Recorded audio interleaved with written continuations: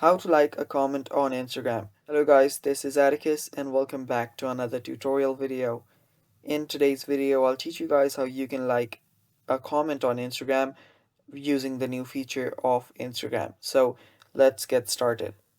The first thing you will need to do is open up a web browser and head over to Instagram.com. After you're on Instagram.com, you can simply just log into your account.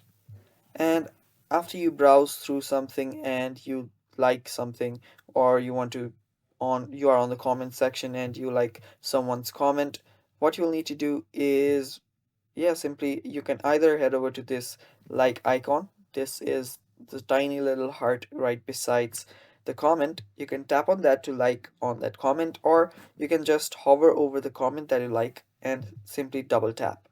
After you double tap, it will automatically like the comment.